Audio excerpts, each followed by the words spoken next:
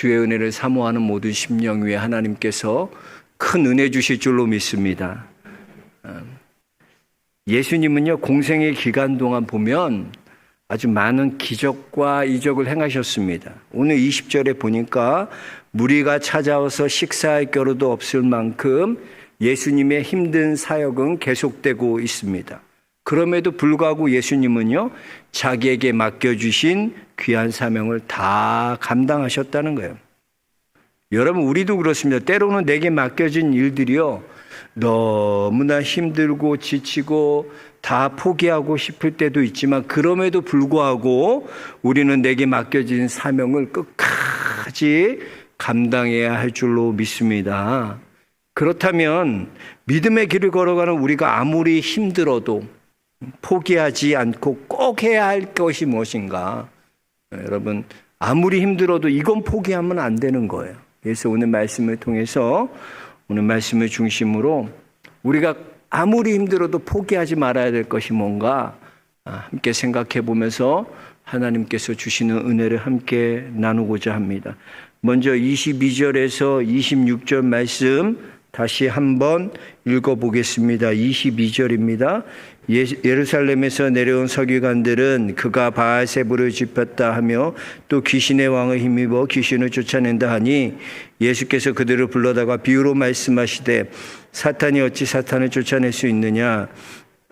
또 만일 나라가 스스로 분쟁하면 그 나라가 설 수 없고, 만일 집이 스스로 분쟁하면 그 집이 설 수 없고, 만일 사탄이 자기를 거슬러 일어나 분쟁하면 설 수 없고 망하느니라 그랬어요. 여기에 보니까 예수님께서 많은 병자를 고치시고 귀신을 쫓아내는 이 기적을 보고 서기관들이 뭐라고 말하나? 이거는 바알세불을 짚었다 그래요. 바알세불. 그 바알세불이 제가 예전에 한번 파리대왕이라고 그랬죠. 파리대왕. 바알세불은 파리대왕인데 이 바알세불을 힘입어서 귀신을 쫓아내는 것이다 라는 엉터리 해석을 이들이 서기관들이 내놓았어요. 그리고 예수님은요, 그들에게 비유로 말씀해 주셨어요. 사탄이 어찌 사탄을 쫓아낼 수 있느냐? 이게 말이 되는 소리냐? 말이 되는 소리라. 사탄이 사탄을 쫓아낸다는 것은 자기 나라가 스스로 분쟁해서 망하는 거나 다른 바 없다. 그건 이루어질 수 없는 거다. 그러면서 아주 중요한 것을 우리에게 말씀해 주시는데, 먼저 우리가 이 마귀가 공격할 때 하기 전에 우리가 꼭 해야 될 일이 뭐냐면, 먼저 마귀를 결박하는 것부터 먼저 해야 돼요. 마귀를 결박해야 돼요. 여러분, 우리가 이 땅 가운데 싸워야 될 싸움은요, 육적인 싸움이 아니에요. 혈과 육의 싸움이 아닙니다. 우리가 이 땅 가운데 싸우는 싸움은 어둠의 영과, 공중권세 잡은 어둠의 영과의 싸움을 싸우는 거예요. 눈에 보이는 싸움이 아니에요. 눈에 보이지 않는 영적인 싸움을 해야 돼요.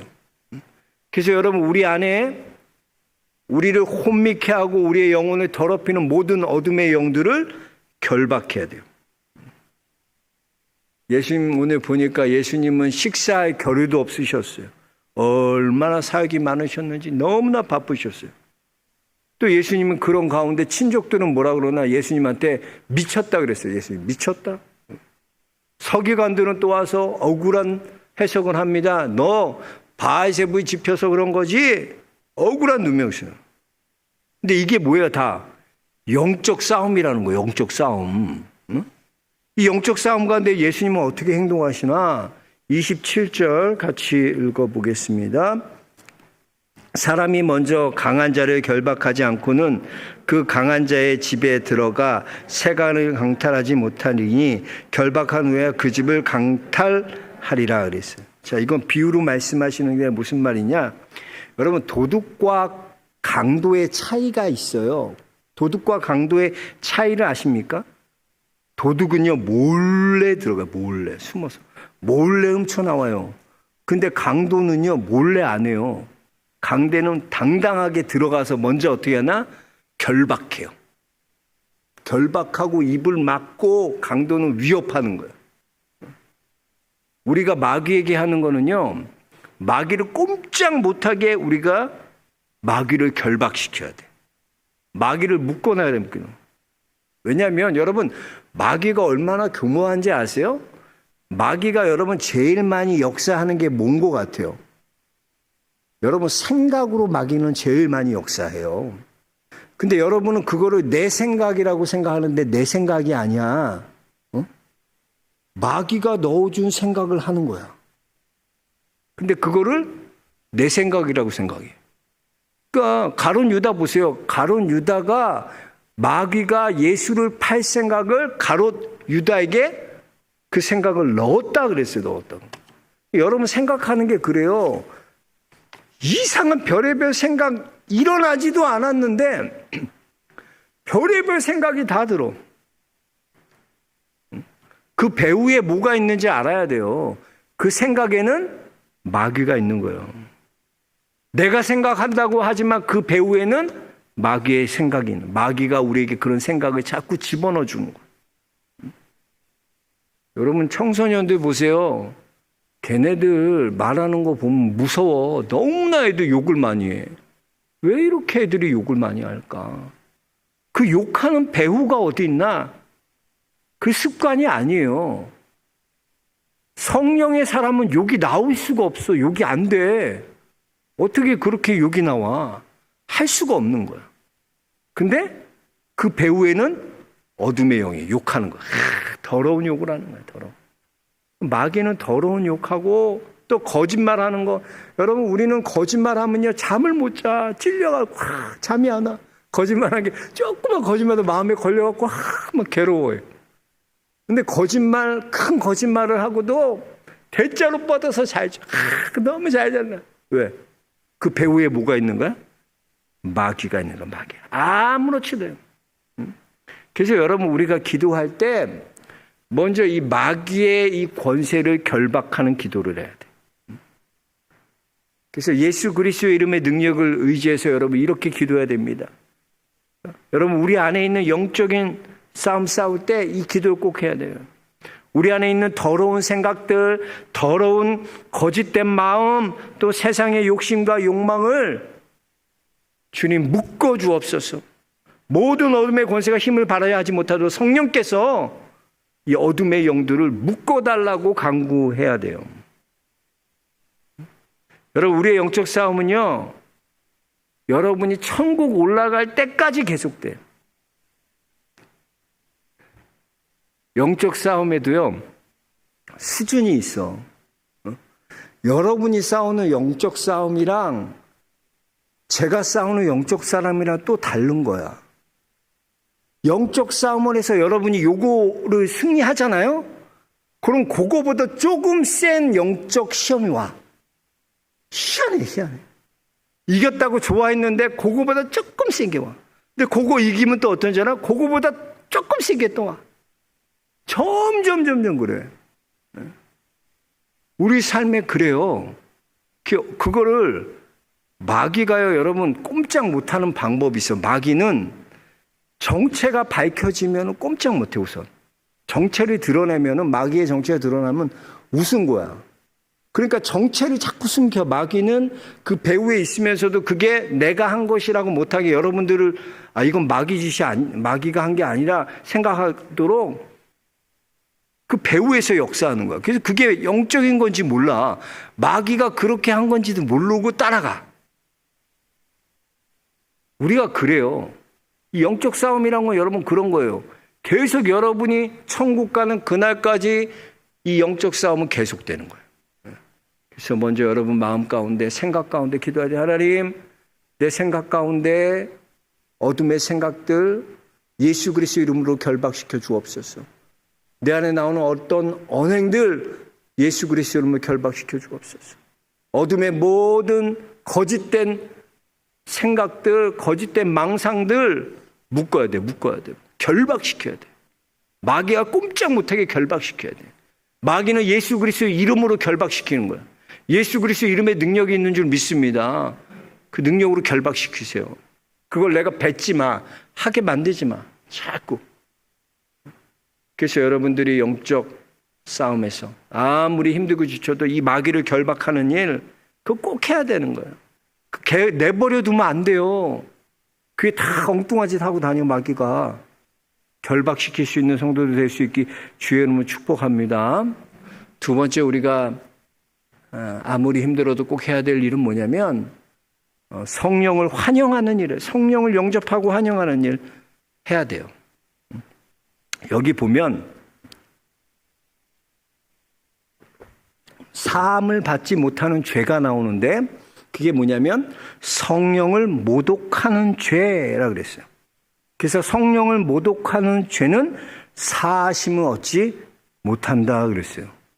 이 말 들으면 여러분 무서워요, 안 무서워요? 염려돼요, 안 염려돼요? 혹시 내가 사함받지 못하는 그런 성령을 모독하는 죄를 짓지 않았나? 염려돼요, 안 돼요? 그래요. 그럼 여러분, 성령을 모독하는 죄가 뭘까? 뭐가 성령을 모독하는 죄입니까? 28절, 29절 다시 읽어보겠습니다. 내가 진실로 너에게 이르니 사람의 모든 죄와 모든 모독은 사하심을 얻되 누구든지 성령을 모독하는 자는 영원히 사하심을 얻지 못하고 영원한 죄가 되느니라. 너무 무섭잖아요. 이 말씀 들을 때 막 겁이 나고 혹시 내가 성령 모독하는 죄를 범하지 않았을까? 그럼 사하심을 얻지 못한다니까. 그럼 천국 못 가는 거 아니야? 또 막 이렇게 생각돼. 성령을 모독하는 죄는 뭐냐면 여기서 말한 건 배교예요, 배교.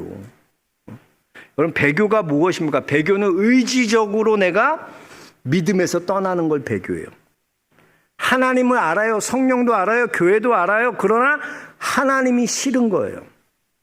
다 알면서도 하나님을 믿지 않는 거예요. 싫어요. 그래서 여러분, 왜 성령을 모독하는 죄가 사하심을 얻지 못하나? 성령을 부인하니까. 성령을 부인하니까 사함을 받을 수 없어요. 왜냐하면 우리가 구원받는 것은 예수 그리스도 때문에 구원받는데 예수 그리스도를 나의 구주로 고백해야 되는데 예수 그리스도를 나의 구주로 고백하지 못하는 거예요. 이거 그래요, 여러분. 제가 이게 끝까지 우리가 싸워야 될 일인데 이해를 돕기 위해서 제가 이제 명성교회에 있을 때 이제 거의 그분이 이제 운명하실 때가 다 된 거야. 그래서 마지막 예배를 드려달라고 그래서 갔어요. 권사님이셨어. 권사님이었는데 보통 이제 마지막에 가시는 분들을 해서 믿음의 확신을 다시 한번 주고 천국 소망을 심고 그리고 기도하고 이러는데 그 권사님이 이제 다 뭐 하면 얼마나 많은 연세는 많지만 그래도 다 교회 권사로서 잘 섬기고 그래 오셨잖아. 이제 마지막이니까 내가 그랬어요. 권사님, 하나님이 우리의 하나님 되시고 예수 그리스도가 우리 권사님의 권사님 되심을 믿으시죠? 지금까지 말 잘하다가 마지막에 제가 탁 물으니까 입이 딱 닫혀. 말을 안 해. 그래서 당황하셨죠. 내가 당황하지. 그 믿으면. 권사님 아멘이라고 얘기하세요. 아멘이라고 하셔야 돼요. 끝까지 안 해. 마귀가 예수 그리스도를 와, 그때 제가 야, 이렇게 마귀가 역사하는구나. 끝까지 고백을 못하고 가게 만들어. 마귀가요, 여러분, 우리가 예수를 그리스도로 고백하는 것 자체가 뭐냐면 성령이 아니고서는 여러분이 예수를 그리스도로 고백할 수 없어요. 예? 고린도전서 12장 3절에 보면 그러므로 내가 너에게 알리노니 하나님의 영으로 말하는 자는 누구든지 예수를 저주할 자라고 아니하고 또 성령으로 아니하고는 누구든지 예수를 주시라 할 수 없느니라 그랬어요. 그러니까 예수님이 나의 구주라는 이 고백은요, 성령이 아니시고는 고백할 수 없는 거예요. 성령이 우리 안에 계신 분명히 있다는 거 어떻게 확인하나? 예수가 우리의 그리스도 되십니다. 예수가 나의 구주 되십니다. 그걸 고백하는 거예요. 여러분 가운데 그런 생각하는 사람 있어요. 목사님, 혹시 은연중에 성령을 모독하는 죄를 범한 것 같은데, 이런 생각 드는 사람 있을 거예요. 그건 성령을 모독하는 죄가 아니야. 왜? 그런 생각 가진 것 자체가 이미 회개할 수 있기 때문에. 그 걱정 자체가 회개하는 것이기 때문에 염려하지 않아도 돼. 그래서 여러분 너무 성령을 모독하는 그 죄에 매몰되지 마셔서 그 자기를 정죄하면 안 돼. 그래서 나는 구원 못 받았어. 나는 용서받을 수 없어. 아니에요. 예수를 나의 구세주라고 고백할 수 있는 거, 성령이 아니고는 그렇게 할 수 없는 거예요. 그 자체가 성령이 하시는 일이라는 거예요. 우리 한번 고백하겠습니다. 예수가 나의 그리스도 되십니다. 그래, 이거 타이밍 놓친 사람 다시 한번. 예수가 나의 그리스도십니다. 다 고백해야 돼. 다 고백할 수. 왜? 성령이 하시는 일이기 때문이에요.